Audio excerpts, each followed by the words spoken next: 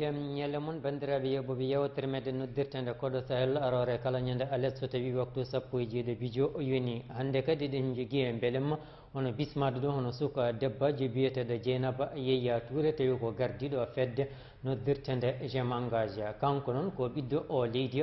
meɗen mbo o jangguinanno toon to diwan tijigio tawi koye ɗemgal français ko professeur o wonno ombo dille tawi koye pelle société civile tuggandema hitande ujunnaji ɗiɗi e sappo e nayyi hay wiyatma hitande ujunnaji ɗiɗi e sappo e jeeɗiɗi o wayno wadde jilluji tawi koye windere nde kala ina jeeya hen tawi koye dunda Afrique ha toon tawi kadi koto o dunda Europe ko noon ha toon to dowlaji dentude Amérique ɗum kala ko darde makko gam yidde dara naade leydi makko e wallude sukaɓe so guino newnima en mbaw yewtidde makko ko fewti to rewi rewi makko caggal ɗum ma en mbaw yewtidde makko kadi ko fewti e fedde mo ndo ardi noddirtende ONG gem engage ma en mbaw haaldude makko kadi ko fewti woni e pelle mode o jeeya nde tawno ombo jeeya tawi kay koye diddal tawi ko sukaɓe Afrique naɓal leyɗele Sahel ombo jeeya kadi tawi koye fedde rewɓe tawi kadi ko darnide ko fewti entrepreneuriat mbo jeeya tawi kadi koye yilirde hono fedde wonde noddirtende innovation for change ɗum noon kanko jeeya koye sengo o tawi koye Afrique ndeɗon fedde noon rendini tawi kadi ko windere nde kala ɗum noon ko oɗo suka debbajo woni koɗo meɗen tawi kadi ko koɗo Sahel e alata hande o Dieynaba Yaya Touré mi salminima mi rokkuma konngol calmina bandiraɓe caggal ɗum jaɓanen toɓɓere men adande a jarama Seydi Diallo mi salminima kadi mi jarima e oɗo invitation mi salmini bandiraɓe hettiɓe men ɗum noon Dieynaba Yaya Touré jaɓanen toɓɓere meɗen addande a holliti ka fanniyanke ko fewti e ɓeydude mbaw ko ɗum woni renforcement des capacités ka fanniyanke hen beele ka keblaɗo e oɗon fannu ha joguiɗa tawi kadi ko humpito walla ndeɗon inde ko an tan dottani hoorema komi jangguɗo ɗum aɗa andi jangde ne waɗi fannuji ne waɗi ko janggata ko ganduɗa hoorema faati koye jaaha école jangga ɗum mbaɗa formation jalta hen ne waɗi ko gandanɗa hoorema janggita ɗum kono wiyete no maniére pratique e wadde min mbiɗa jogui chance wonde e nder organisation mo gandanɗa hoorema ene waɗi ko wiyete yimɓe exemple uji des personnes ressources hewɓe nan hen e goto ma foof ne jogui capacité ji mum kadi ne janguina par ce que ko wawi ko rokka ɗum goɗɗo on ko wawi ko hokka ɗum goɗɗo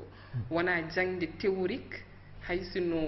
ne jeeya hen en partie mais kono noon joni Dieynaba Yaya Touré mbiɗa ka spécialiste en renforcement des capacités beele joni ene waɗi duɗal ka janggude ha joguiɗa hen tawi kadi ko humpito ko fewti kadi e haɓade to banggue cebbitagol walla ndeɗon inde tan ko an tan dottani hoorema ko ɗum jinmi andude beele kay ko a janggu duɗal kay ha joguiɗa hen kay seedan faagu walla ko pottitti ɗum woni atelier ji moƴƴi o pottitta yimɓe ina mbaɗa ha dañƴa hen humpito wona duɗal janggumi ɗum kono janggumi ɗum koye sur le terrain e ko jangde e dinguiral janggumi ɗum koye dinguiral kadi ko reconnaissance mo dokkami par ce que komi baɗɗo atelier ji e rencontre uji ɗo e banggueji goɗɗi dokkami hen ko wiyete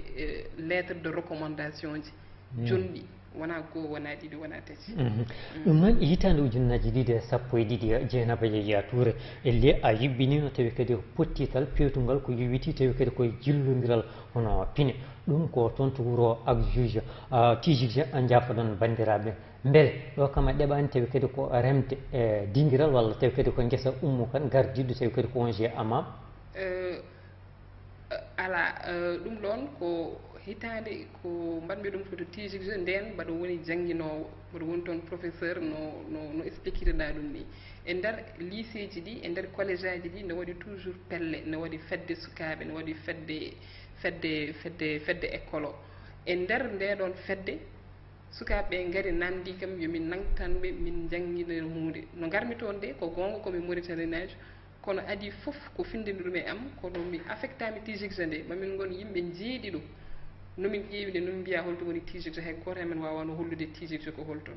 jaami tijigde kadi remarque umi kadi woni hen yimɓe nan toon cikki tan aduna o haali ko allègre sa wi ɗumen kaheɗi ganda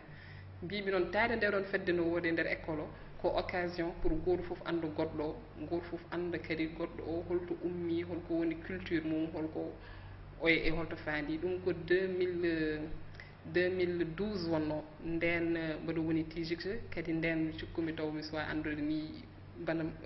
bandam sehlam Oumou Kane e nder fedde amam kono ene eɗen gandi ngal ɗum dingiral ko kanko tawi kadi ko dillata hen omo dilla hen no feewi mais wonno ko wiyete ko saɗa waɗa ko moƴƴi sene waɗe no ɓeydiru yajde foof ɓuuri moƴƴirde donc wona propriété privé cikkumi hay goto kadi haade cikkumi guila amam wasa taw waɗannoɓe kadi e pinal e dental e culture dans d' autres organisations eɗen gandi tawi kadi koye fannu hono yubbinde tawi kadi ko pottite gam jillodiral pine so wonande ONG ji ɗi walla pelle société civile kala yimɓe gandir ɗum ko golle tawi kadi ko fedde amam hayso tawi ni joni eɓe dilla tawi kadi koye senguji goɗɗi eyyi mbimi ne woodi ne waɗi kono no waɗannoɓe ɗum TGX nde nden min mi anda taw fedde amam hay sinno mbaɗa andi ko amam dillata e nde ɗon fannore kadi mbaɗa sikki so tawi ko moƴƴi ne waɗe y a pas de raison tan aske ene haaɗa tan e nder eyyi goto ne heeroro je pense que to no wiyete ni to jamma iwri fof tan yo yuus mbiɗa ka jangguinannoɗo ka professeur wona beele ha joni aɗa janguina walla hankkadi a naate pelle société civile a watti dañde koppereje banggue goɗɗe a wi yalatte kadi ko janguima ala mi wiyani yalak wona koppe wona mi dañani wona koppe banggueji goɗɗi tahi kam oppude janguingol min déjà no jaltumi formation am ENS nde mi yiɗanaka haalde hen no fewi mbiɗa jogui un certain nombre d' antécédents médicaux assez sérieux donc mbaɗo eyyi donc guila nden tan mbiɗa joguino dossier mo gandanɗa hoorema ne wawno tahde mi wasani yaade fuɗɗade jangguinoyde quelque part mais ko mino wi ko on on saaha mbaɗa santanno ɓandam ne simori seeɗa mbeɗa yiiɗi yaade mi janguinoya mi yeehi mi janguinoyi duuɓi 3 ha timmi kadi cikkumi TGX naɓe ha joni jejjitani kam alhamdulillah hande mbaɗa jogui élevage nana mbaɗa médecine goɗɗi jalti goɗɗi hande ko jangguinoɓe goɗɗi ko ingénieur uji mbaɗa welti hen no fewi mais no duuɓi nayabo naati nde ɓandam natti wawde hankkantine continde supportude tension gonka toon ka e tension jangguinde ɗiɗon jaltinmi dartinni mi dartinni kene wona hitande fawde avant mbaɗa yahay société civile donc wona ɗum noon to jejjiten kam ken fuɗɗima tawi kadi ko dillude so banggue tawi kadi ko pelle guilene gonɗa toon to TGX nde tawno hono golle ma gadana ko toon puɗɗida tawi kadi ko yuɓɓinde eyyi kono nden kono ala homtani kam so Allah kono ɗum ɗon en fait ko juste no expliquinmi ɗum ni ko fedde lycée sukaɓeɓe ko ɓen gaari namdi kam mbi madame wallu amen no min kono noon ko an ɗowno golle ɗe eyyi ko min ɗowno ɗum so Allah mais koye mabɓe ummori wona e am ummorino aɗa gollodirannoɗo tawi kadi koye duɗal leydi France gongal ɗo aɗa gollodira e mabɓe tawi koye fannuji kala e hitande ujunnaji 2016 a yubbinino tawi kadi ko lunde fewtude ko jowiti e kaɓagol tawi kadi ko ceɓɓitagol ɗo e wuuro o Nouakchott holko sadino ha jubbinɗa tawi kadi ko nder ɗon jonde beele ko jodorde leydi France walla tawi kadi kone pelle joom kalisaji ni ko kañum dokkuma koppereje ha mbawɗa yubbinde ɗe ɗon golle molti caggal ma ina ɗoyirma no beelira pour hitande 2016 o komin keɓno e ambassade de France koɓe mbiyata projet mabɓe biyeteɗo Fajro et donc oɗon projet ko appel tan waɗa koko namda tan hol liggotoɓe naggam organisation amen e organisation ji goɗɗi yimɓe foof gaari postuli woodi sélectionnaɓe hen minenne min dañi chance min jeeya e sélectionnaɓe he no waɗi chance kono kadi no waɗi wawde kadi liggueyo e andude kadi holko namdi ɗum noon Dieynaba Yaya Touré enen kala eɗen gandi hannde won joom ngaluji en ɗum waɗi hono bayoruji ɗi kala enen jogui walla tawi kadi kone joɗorde gonɗe ɗo eɓe pota wadde tawi kadi kone liggueyeje so ɓe mbawa ɓe molto tawi kadi ko caggal wone pelle société civile aɗa sikki ɓe kutorano ko on tan nde pour oɗon projet mbaɗa wawi wiide change joom ngaalu en no gaddiranno mbawka e kalis mumen tan ne powo e dow yimɓe change e dow waylima e dow woni hen fannuji waylima goho nden ɓe jahat ɓe binda projet ji mabɓe woni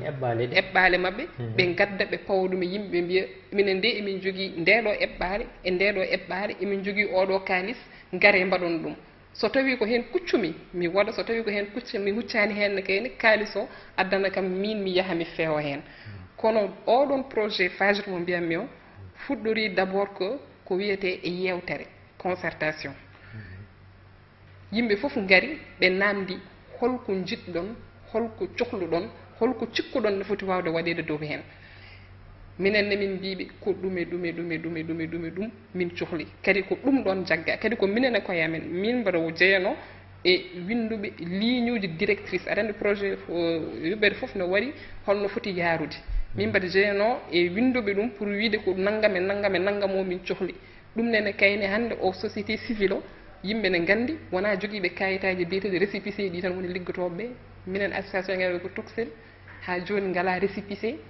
kono sa yeehi e terrain o ma yiiɓe heen kadi ma yii kadi golle kadi mo mbatta heen ma ngaroyi heen so kalgal Dieynaba a yeeya tuuri joni ngaran tawi kadi koye fedde ma mo nde puɗɗiɗa mantude golle muɗum guila en ngarani tawi kadi koye nde ɗon tobbere Dieynaba yeeya tuuri innirɗa tawi kadi ko ONG ma ko GEMANGAGE ɗum noon holko addanma tawi kadi ko subade nde ɗo inde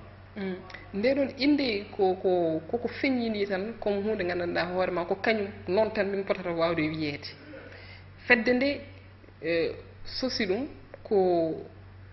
sukaɓe mauritannaɓe ɓe gandanɗa hoore ma ko joguiɓe spécialisation ji kewɗi kono nala ko dogata arnami inde he holko addanma eyyi ko ɗum ko ɗon eko toon paami donc cuuɓi ɗum pourquoi par ce que aɗa andi subaka fof somin jooɗima ɗo e nder Mauritanie mbiyete sukaɓe eɗen sukaɓe mauritannaɓe eɗen keewi wiide ɗum de welani kam ɗum de welani kam ɗum de welani kam kono hunde so nde mettuma taw ko nder galle ma tan nder salon ma tan jooɗiɗa aɗa wiya nde mettuma annene wonko manque ma joni noon je m'engage o ko pour hollidde pellital daraɗe amen e darde amen ko ɗum addi ɗum pellital e daraɗe e darde mum aɗa sikki wona tawi kadi ko pottital hono jangguinoɓe tawi kadi ko duuɗe jeebi ha pirde jibbinono ngal hitandu ujunnaje 215 tomi yo jumani wa toon to Dakar ko fewti tawi kadi so banggue weeyo waylo mo changement climatique ɗum noon wona ndeɗon inde nde tawno kamɓe pottital mabɓe onno tiitone mum ko GEMANGAGE wona toon ittuɗa inde ma nde non wona toon min guitti inde nde ne wawi taw koko fotti tan miijoji hakkillaji ma taw fotti kono min par exemple inde mo ko kalɗa ɗo ko min mi anda ɗum ni mi tinani ɗum Dieynaba yeeya tour ɗum noon mbiɗa ko sukaɓe jibinanɓe liijo Mouria tani naɓe ko kañumen tawi kadi ko coosi tawi kadi ko fedde nde beel wona an tan sosi tawi kadi ko fedde walla ONG GEMANGAGE nde tawno e ñalawma hannde so wiyama tawi kadi hol jeeɗi ONG tawi kadi ko GEMANGAGE tan ɓe mbiyata ko Dieynaba yeeya tour tawi ko an sosi kala ko dañƴe hen tan aɗa mumƴo tawi kadi hay goto mum ƴetta aɗa andi no waɗi ko woodi ko ene waɗi no yimɓe jiirata aɗa andi guila puɗɗiɗa mbiɗa fedde ma nde mbimami ko minen ko sukaɓe Mauritanie naɓe ndenti mbiɗa kam arte GEMANGAGE mbimami eyyi ko toon paami ko toy pour holludema ni wona hunde gandanɗa hoorema ko min Dieynaba yeeya touré jeeyi ɗum wona min kono aɗa andi hunde foof ne waɗi ko wayi kono wiye image mum ni aɗa andi anno joni so yimɓe mbi émission Code Sahel o tan ko Diallo arata e hakkille mumen no wawi ni hankantina taw won dare won hen koye waɓe no ambiye ni ɓe cikkata ni Sahel ko Diallo tan wonno ko an ɓe keɗoto hen walla koye maɓe jiitorto hen koye mumen kono ɗum noon aɗa andi wona an kono ɗum aɗa andi wona an no wi Dieynaba yeeya tour Dieynaba yeeya tour enen kala eɗen gandi e ñalawma hannde o ɗum kam humpani tawi kadi ko hay boobo walla humpani tawi kadi ko hay mo entaka taw wonande ONG ji gonɗi ɗo e nder wuuro Nouakchott tawi kadi ko pelle sukaɓe jibinande leydi meɗen fedde ko goto tan ɗum heewi heerade ɗum en jii ñalawma hannde o so wiyama ONG AMAM tan yimɓe mbiyata ko Oumou Kane so wiyama Marmede partage yimɓe mbiyata tawi kadi ko Kaali Diallo GEMANGAGE kadi joni so wiyama tan ko wiyete ko Dieynaba yeeya tour beele tawi kadi kada wondi tawi kadi ko yimɓe woɗɓe dariɓe ha golle muɗum mantini ay kala gowɗo arde e GEMANGAGE walla kala gowɗo heɗade communication GEMANGAGE ene andi ñande foof mbaɗa essayé rappelde wonde ko GEMANGAGE min mataw ko so tawi mbami kono vitrine ni tan anon darogal ngal eyyi mbami kono vitrine ni tan kono noon vitrine so darima won fewnuɓe ɗum won darnuɓe ɗum et j'ai l'habitude mbeɗa jogui habitude wiide ñande foof wonde ko pilier association GEMANGAGE ɗum ɗon kadi ko dimension ko koyngal gongal GEMANGAGE ko biyeteɗo Patrick Ellis Ndundi o wona hay Mauritanie najo kono noon ko Mauritanie najo e nder ɓerde makko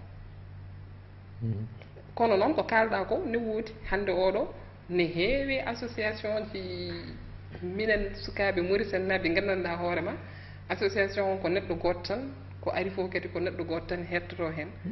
so en ƴeewi jooni puɗɗorto mi yahata baŋnge goɗɗo mi jabbat tawi kadi koye hoore jiiri han e ñalawma hannde an je an woni tawi kadi ko gardiiɗo on GM engage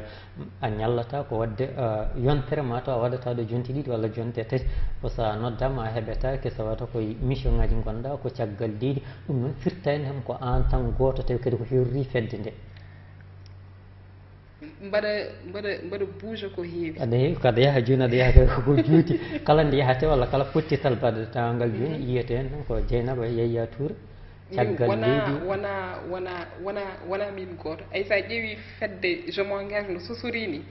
e sosɓe fadde je m'engage gila woodi ɓe adiɓe yaade leyɗele adiɓe yaade rencontre uji wona Dieynaba Yaya Touré kono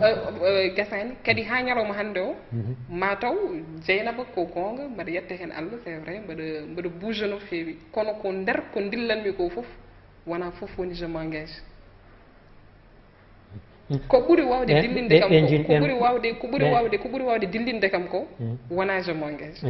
mi sala kono ɓurɓe ɓen joni moɓe kalataɓe idiɓe yaade ɓe ɓen kamɓe ɓe jiya ko walla ɓe ganda ko anda tan ko Dieynaba Yaya Touré wona Dieynaba Yaya Touré tan anda aɗa andi Dieynaba Yaya Touré kañum ene min je m'engage no woɗɗe yiyam par ce que mbaɗa gëmi no feewi liggey momin mbatto kadi mbaɗa miiji kadi mbaɗa andi kadi mbaɗa yii ko ɓeydete gurdam ɓesguji ko ɓeydete gurdam yimɓe ko ɓeydete gurdam sukaaɓe ko holko ɓeydete mumen min mataw mbaɗa jogani je m'engage reconnaissance mi anda ɗo wiyete reconnaissance woni heftinde walla ko gongdinde eyyi min mbaɗa jogani je m'engage reconnaissance ha kala to jaami hayso je m'engage nawani kam toon somi yettima min mi nawrot toon inde je m'engage par ce que jimmi ko pour min je m'engage wona min diwi kam min duwimi Allah kadi e nder no liggortomi ni ñaaguimi ko gandanɗa hoore ma min mami natto wonde ɗo mais je m'engage ma heddo wonde ɗo to jaami fof mi waɗat hen je m'engage mi meeɗa ittude hen je m'engage hay ñalawma goto hay sinno wona je m'engage nawi kam kono noon no wawi hen won hen mataw kañumen ne mataw jiiri kono jiiruɗa ni mbiyata ko mataw so mbi je m'engage ma ɗakko ɗakke hen Dieynaba Yaya Touré ɗum noon hay sinno ko je m'engage tahiɓe yaade toon ɓe préférani hollidde wonde mataw ko je m'engage tahiɓe yaade toon mais e nder ɗiɗo lebbi ɗiɗi walla tati ɓennuɗi je m'engage nawi au moins yimɓe jeeɗi ɗum e nder aduna e nder yimɓe jeeɗiɗo ɓe no wawi taw ko ɗiɗo walla tata goni hen Mauritanie naaɓe heddiɓe ko ɓiɓɓe leyɗele Afrique goɗɗi tomi faami wadde joni e haalama on GM engage wona jibinande leydi Mauritanie tan woni hen hay moɓe gona Mauritanie naaɓe nani hen eyyi minen yiide amen e je m'engage min mbi ko darde leydi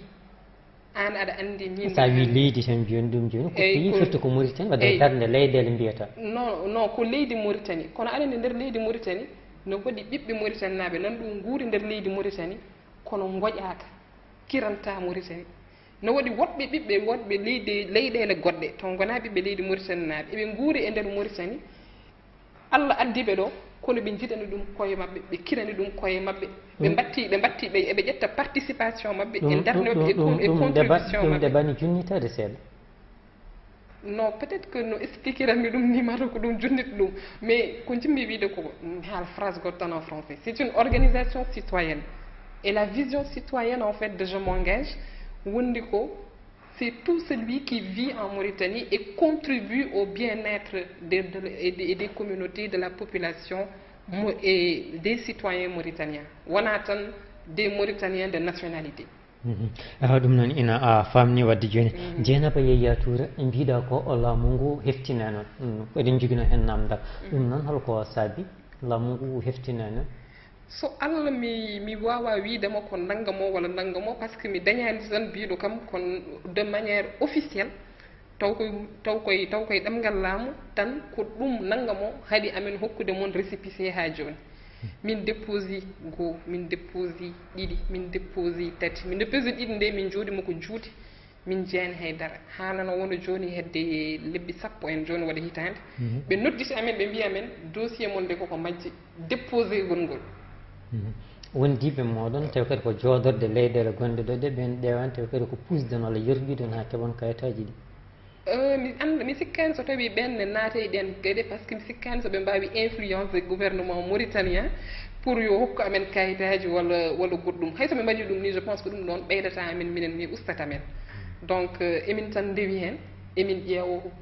e holko haadi ɗum kono ɗum ɗon ko mi wawa haalde ɗum par ce que ko de maniére officielle min ngala réponse kono mbaɗa andi kam hen gotol mi yeehi e nder bureau mbaɗa ƴeewa tan autorisation pour wadde tan activité sensibilisation joɗaniɗo ɗon laamu mo tawmi ɗon o wi kam tan ko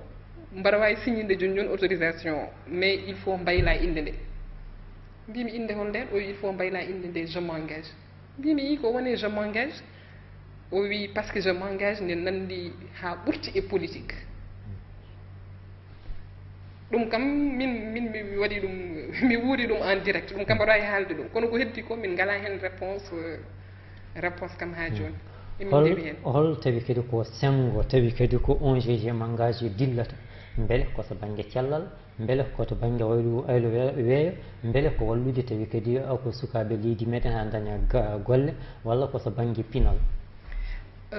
organisation je m'engage woni fondement mum ko wiyete darde daraniɗo leydi e leñol pour ummitare mum donc engagement citoyen on woni pivot on woni ko darni ɓalal ngal ko emin jogui fannuji goɗɗi emin mbaɗa seeɗa e santé par ce que par rapport e ko yimɓeɓe cohli ko comme minen ko wiyete organisation citoyenne ko so citoyen ji manifesti besoin tan min jahat hen ewa cellal goo ne waɗi santé ne waɗi environnement woni sata korki e sata korki ene waɗi ko wiyete entrepreneuriat entrepreneuriat o ko kañum ene renti e emploi heɓannade sukaɓeɓe no liggori e kadi entrepreneuriat o min jahata hen koye fannuji nayyi hollin fannuji findinde d' abord yimɓeɓe e holko woni entrepreneuriat e nder pindingol ngol emin jaare hen emin jogui hen fannuji ɗiɗi emin jogui findinde sukaɓe joguiɓe duuɓi jeeɗiɗi ha faade duuɓi sappo e tati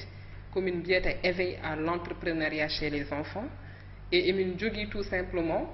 findinde yimɓe e entrepreneuriat on ko de manière générale éveil à l' entrepreneuriat jeune uji ɗi mawɓe sukaɓe rewɓe worɓe foof on ko hen jeeya emin jogui ko wiyete entrepreneuriat jeune ko par ce que aɗa andi jeune uji ɗi hannde hewɓe mabɓe ɗe daari ne jiiɗi wadde liggeyaji koye mumen ne yiiɗi wadde société ji koye mumen kono probléme mabɓe foof ko saɗa yiiɗi wadde hunde sa dañi idée o a miijima ɗum ha a windi ɗum il faut daña no puɗɗoriɗa e eɗen gandi hannde banque uji no gandirɗen banque uji ni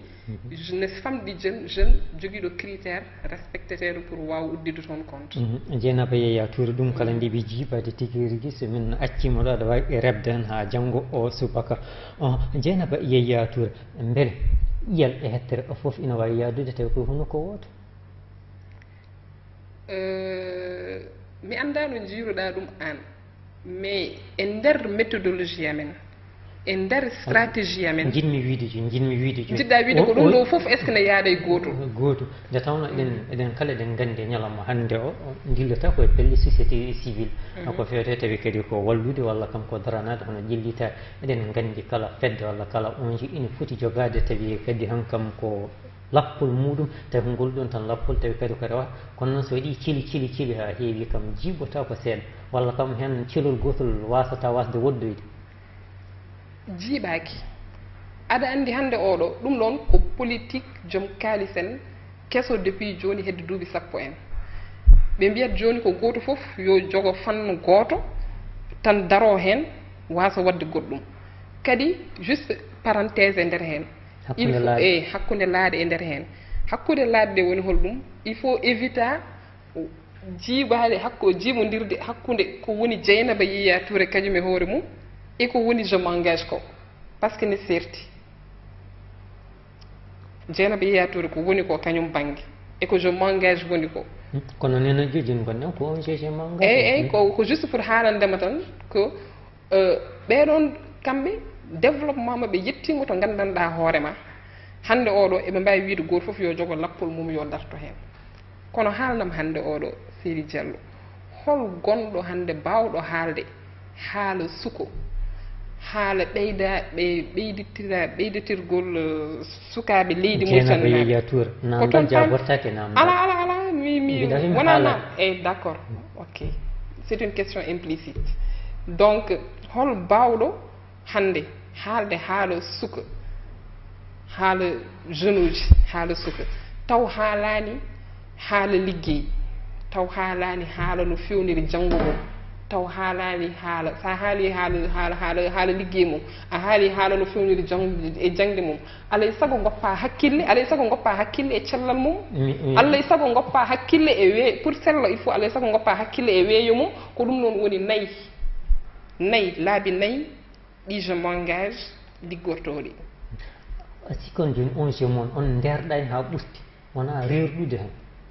rerdude faade groupement walla ko rerdude non mi faami rerdude nde mais aɗa andi an joni sa wi groupement tan mijotoɗa ko financement ko ɗum de i kañum joni ko so haaldal nde tawno ko mbiɗon ndendina ko jiiɗi hewde eyyi d' accord sa haali rerdude tan mijotoɗa ko financement mi haalanma mijotoɗa ko banggue koppare mi haalanma hunde je m'engage woni association mo gandanɗa hoorema emin jogui spécialité goto mo gandanɗa hoorema hande o emin mbaɗa ɗum des ateliers pour organisation ji pour dente goɗɗe wiyete ko comment développer son projet avec zéro financement je m'engage no fuɗɗinde ha dañi duuɓi ɗiɗi pawɗi nden meeɗi dañde financement mais no meeɗi dañde financement nde taw déjà nde jogui bilan mum bilan dariɗo ɗum ko yende taw kadi ko kala dilloɓe taw kadi ko félicité ɗum ala jimmi tan ko haalandema tan sa wi rerdude ko eko koppareje kalta minen komin goodi ha ñalawma hande ko laabi ɗiɗi min meeɗi dañde financement goto phage komin mbiyata association men ko phage no ari nde tawi men komin jooɗi ari ɓeydenamen hen jagana pour jonde nde ɓeyɗo welde jooɗade so phage yeehi emin goodi so phage acci so phage hejjimi emin goodi deuxième projet mo financement mum fuɗɗaki o ko projet finançado par union européenne mo minen min keɓata par cascade à travers organisation GRDR donc wona rerɗude nannamen hen wona rerɗude nannamen koppareji ɗe ko toon keɓate Dieynaba Yaya Touré holko yerɗi walla holko duñi tawi kadi ko ONG m'engage tawi kadi koye jippade e dinguiral waylo weeye ɗum woni environnement walla sato kotki ɗum ɗon ko une évidence par ce que pour amen ko hunde goto ko woni normal to amen par ce que minen min mbaɗata ko no mbirum ɗum joni ni ko éducation citoyenne ene nawri guilay needi sukaɓe guila ko tokson par ce que minen école aji kadi emin mbi cukalel hande saɗa yiiɗi janggo weeyo men wawa willude wawa wiltude wawa toppitede wawa fewde il faut que hande oɗo min mbawa fuɗɗade jangguinde ɗum sukaɓe guila ko tokoson ko ɗum nanni amen hen c'est toujours dans la logique de la citoyenneté active ha joni en certen ma en dippo tawi kadi aɗa sikki eɗen gandi e ñalawma hande o kala wona majjere ma wona majjira joom ngaluji en hono bayir kamɓe kala ɓe juɓɓinta walla kadi ɓe beddoto kalisaji mabɓe koye daraniɓe ko fewti tawi kadi ko waylo waylo aɗa sikki ONG walla m'engage ala ko dillini ɗum hen walla ko nanni ɗum hen sowona ha ƴeewa tawi kadi koye sirde ɗiɗon ngaluji je m'engage kala ko meeɗi wadde e ko fate éducation citoyenne e weeyo waylo meeɗa taw dañde hen financement hay mbuuɗu soit taw hokkede e nder oɗon sens wona noon min ganda to wona noon ala fattantude ɓe wona noon par ce que min ganda to kalis o heɓete ɗo c'est parce que commune montata ha ñalawma hande ko nécessité ani amen pour windude projet de 25 pages pour yewoyde financement. eɗen gandi Dieynaba Yaya Touré hande wonande tawi kadi ko fewte sato potki hono hitande kala ina waɗi pottikal muɗum rawane koto Marrakech wonno ono COP 22 ewa hikka hono COP 23 jogori wadde ko toon koto Borno to leydi Allemagne somi jumani rawande wanno ko toon tawi kadi koto leydi France Paris ɓuuro o lamorgo leydi France ɗum kala ɗo sikki kam jeeya kam ko saabi ha 11 gemangage fedde monde Dieynaba Yaya Touré herori darade kadi ko ha wawa tawi kadi ko yiitinade walla kadi ha wawa firde ɗiɗo no ngaluji jeeyaka hen mi jaabuma ko cléri jeeyaka hen ko laaɓi cer jeeyaka hen aɗa andi ko waɗi jeeyaka hen ay rawane ONG Jamangage joguino ko invitation ji hewani 3 tan walla 4 pour yaade tawtoroyeede ɗum Maroc kono ay ardani ni et je m'engage ko min namdi neɗɗo invité kam min organisation goɗɗo mo huccani ni e ɗiɗon mo huccani ni e waylo weeyo mais participannoɗo hen par ce que ne waɗi organisme uji goɗɗi taw ne intéressé hen mais taw wona toon mbaɗata financement ji noddi kam mbi kam est ce que aɗa yiiɗi participe mbimi ala mi yahani mboɗo wiɗo kono noon eɓe wi eɓe jogui panel par ce que e nder projet ji amen emin ligguido e les personnes en situation de handicap toon gummimi hande subaka eyyi dawaɓe terde toon gummimi joni e subaka he eɓe namdi amen eɓe jiiɗi wadde panel e nder association je m'engage sukaɓe wonɓe toon ɓe ne goni kadi e nder association ji goɗɗi noɓe namdi ɗum de min mbiɓe ko sohlani emin jaaha ha toon dokke ɗum woɗɓe ɓurɓe hettikinade hen e nder woɗɓe mo dokkuɗon ɗum ɓe no waɗi hen goto mo gandanɗa hoorema ganduɗa koye mallude Moussa Sall e Houleymatta kanjum ɓurɓe hettikinade hen Moussa Sall ala mi wiyani ɓurɓe hettikinade hen ɓurɓe hedde hen mbiɗa ɓurɓe hettikinade non mi wiyani hettikinade wona moi mi kadi mi wallata Moussa en gandi noon kala ko mi wallata Moussa par ce que Moussa ko président am ko frère am ko sehlam Moussa mi salminima omone rendina men de kono aɗa faami kam ko kaalabi ko donc nomi noddi amen de min mbiɓe tan ko min jahani kono emin jogui neɗɗo goɗɗo nan toon déjà kañum ne wawi arde participe e panel o donc wona yidde yaade nanni amen hen wona yidde yiiloyade koppareje ɗe wona yidde yaade nadde to mo gandanɗa hoorema ala komin mbawi hen minen min jogui ko des niveau ça veut dire que janggo e jaam walla ɓawo janggo so tawi min jogui projet goto nécessite ɗo ko gandanɗa hoorema financement mawɗo emin gandi dame to kongate pour min jaaha min gaddoya toon financement ji ɗi mais pour ñalawma hande o premier projet mo je m'engage waɗi ko par rapport e ma en garoy e activité ji moɗon walla nanɗi ɗum oui c'était par rapport ko projet inondation ngal namdal ma en gari nalla keñoɗa ma en gar ngal ɗon namdal Dieynaba Yaya Touré haaloɓe pulaar ina mbiya hono dogde e ŋañade tekkere beele ina yaada nane mi haalin mi winoma joni hettere ne teyƴel beele ina wawa tawi kadi ko yaadude hono ko woto joni no kalirɗa ɗo ɗewi wiide tawi kadi koye fannuji kala yo dillu hen walla senguji kala ko yo dillu beele senguji ne beele aɗa senguji nayyi moɗi kalda ɗi kala oɗon jogui tawi kadi ko yimɓe joguiɓe en humpita walla kadi ko haralleɓe tawi koye ɗiɗon fannuji kala sengo momin liggoto emin jogui yimɓe joguiɓe humpito e haralleji gonɗi hen ko ɗum tahi min liggade nder hen par ce que fondament je m'engage ko rentinde gande e rentinde doole pour wallude e pour wallude leydi Dieynaba Yaya Touré eɗen gandi ñalawma hande so wiyama hooli pelle tawi kadi ko dilloɓe so banggue waylo weewe nder leydi Mauritanie wiyate ko hono RIM Youth Climat Mouvement mo fedde monde Moussa Sall ardi walla tawi kadi ko fedde monde Houleyma Kane journaliste reporter au parleur TV5 ardi noddirtede action des femmes pour le climat ɗum noon joni annene joni koye nde aɗa min mbawi tawi kadi koye limtudema annene joni jeeyaɗa walla fedde ma nde jeeya koye dilloɓe so banggue waylo weewe aɗa andi ala différence walla haare walla foɗodiral entre goto foof to heedi min personnellement parlant Moussa ko président am mbiyanmo so waɗi activité o invitat kam mi yahat somi waɗi activité mi invitat mo o aratne kayni te ɗo henna en Mauritanie je pense que et même caggal Mauritanie par ce que RIM Youth ko organisation internationale par ce que mi fotte yimɓe remise ganda ko waɗa publicité joni ɗo ha mi waɗnani publicité mais ko gonga ɗo ha Tanzanie mi fotte yimɓe mabɓe d' ailleurs wonno président réseau mabɓe o enno foof taw ko goɗɗum nawno kam toon min fotti toon yimɓe remise donc ɗo henna so yimɓe kaali climat ne gandi référence climatique o ko Moussa Elimane Sall de nder remise climate mouvement minen somin cohli wadde activité de sensibilisation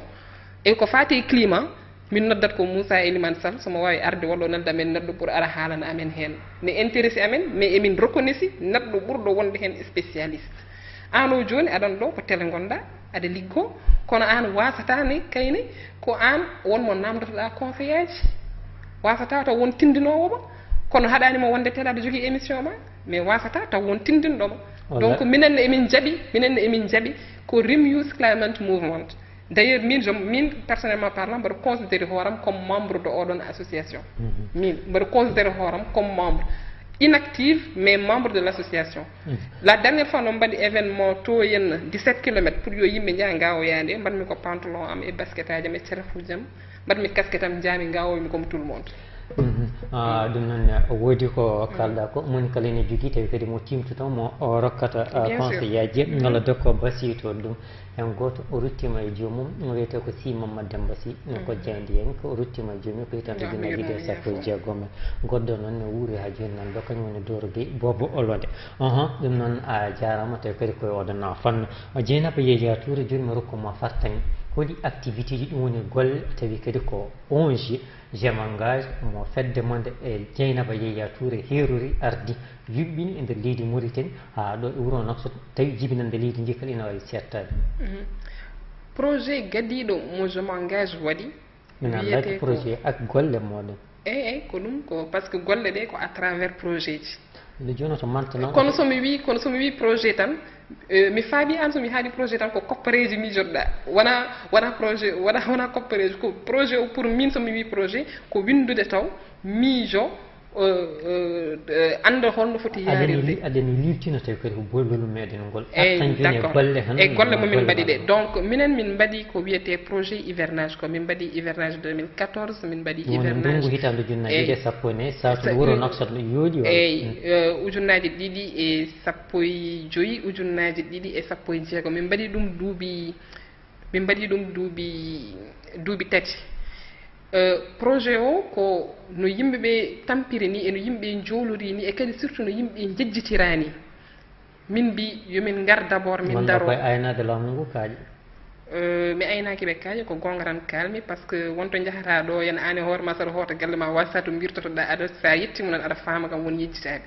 donc ko ƴettude d' abord dawrugol no waji winomani ka batuwede politique politique de développement politique de développement et donc min mbaɗi projet o ko pour d' abord darade wiide ɓeɗon yimɓe wona onon tan goni ɗo on jejjitaki minen emin ɗo hay sinno ala komin jogui doole amen kewani au moins doole amen physique e daaɗe amen foof emin totti moon projet oɗon walli famille ji e nder ndiɗo duuɓi tati e nder hitande duuɓi 2014 o walli kene wona temedde joyyi neɗɗo ɗo e nder Nouakchott min dokkimi ko wiyete des kits de premier secours aɗa andi neɗɗo sene sohli sene miijo keccitari ne miijo bottari ne miijo hirande Fabion wona ko ɓuuri wona e priorité ji mum natata mbiɗa ko kit en premier secours de kalɗa oui des kits de première nécessité ko noon min guinnirno ɗum des kits de première nécessité eyyi wadditto secours o eyyi des kits de première nécessité donc dans ces kits de première nécessité donc no waɗi Fabion ngaji no waɗi grésil en no waɗi eau de javel en cabune en ko nandi hen pour wallidde ɓeɗon kadi min garani tan min dokkiɓe kit min mbaddundeɓe hen ko sensibilisation ɗum woni hirjino ko eyyi hirjino ko fade laaɓal laaɓal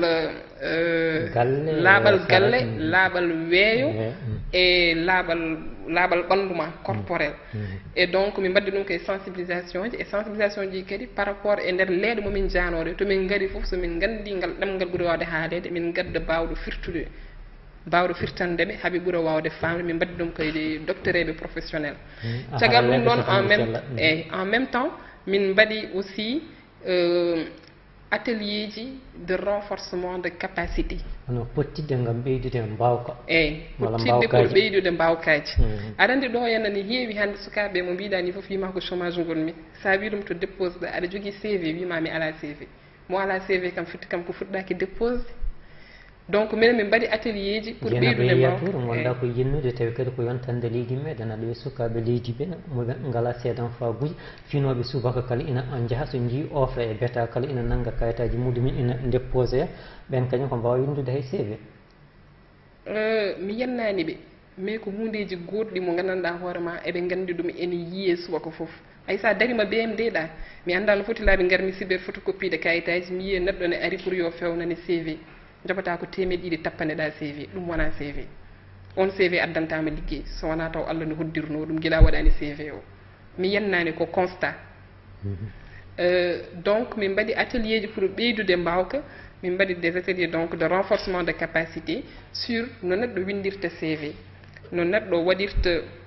lettre de motivation saɗa ƴeewa liggey ma mbiya pourquoi o liggey ne intéresse ma sa wawa haalde o liggey ko intéressir ma nafata kadi aɗa andi hay sa noddama aɗa jogui ko wiyete entretien d' embauche ko ma neɗɗo yewtide e ma ƴeewa so tawi ko winda hakkude kayito e pinal ngal so tawi ne foti walla ne yaadi walla